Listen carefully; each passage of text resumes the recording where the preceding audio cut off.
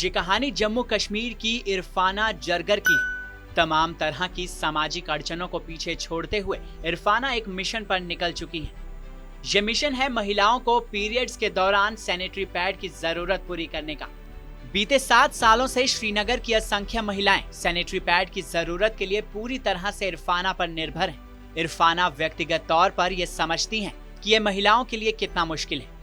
वो बताती हैं कि जब उनकी उम्र कम थी तो खुद के लिए जाकर सैनिटरी पैड खरीदने के बारे में वो सोच भी नहीं सकती थी। वो कहती हैं, मेरे पिता मेरे लिए खरीदा करते थे। जब मेरे पिता का निधन हुआ तो मेरे लिए ये सोचना भी मुश्किल था कि मैं अपने भाइयों से पैड्स खरीदने के लिए कहूँ। इरफाना इस भेदभाव भरे बर्ताव से बाहर निकली। कश्मीर में भारत और पाकिस्तान की सीमाएं जुड़ती हैं। ऐसे में ये इलाका तनाव से भरा रहता है। ऐसे में महिलाओं के लिए आजाद होकर घूमना फिरना आसान नहीं है। ऐसे परिवार जहां कोई मर्द नहीं है, उनके लिए अपनी जरूरत की मूलभूत चीजें बाजार जाकर खरीदना और मुश्किल हो जाता है। खासकर सैनिटरी पैड खरीदना मुश्किलों भरा काम है, क्योंकि कई बार मर्द महिलाओं के लिए सैनिटरी पैड बाजार से खरीदने से इनकार कर देते हैं। इरफाना बताती हैं कि कई बार जो महिलाएं आर्थिक रूप से सैनिटरी पैड खरीदने के लिए संपन्न हैं, फिर भी उनके लिए ये खरीदना मुश्किल होता है, क्योंकि इससे जुड़ी शर्म और झिझक महिलाओं को इसे बाजार से खुद जाकर लाने से रोक देती है।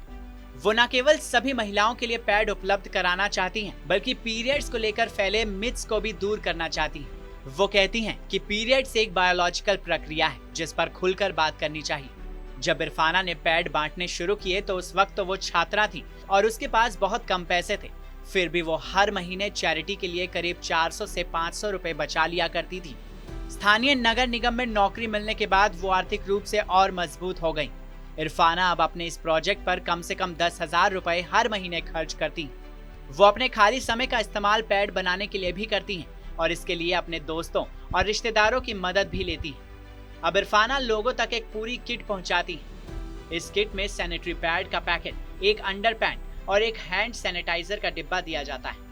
आपको इरफाना जरगर की ये कहानी कैसी लगी, हमें कमेंट सेक्शन में जरूर बताएं। साथ ही देश और दुनिया की तमाम बड़ी खबरों के लिए सब्सक्राइब करें TV9 भारतवर्ष।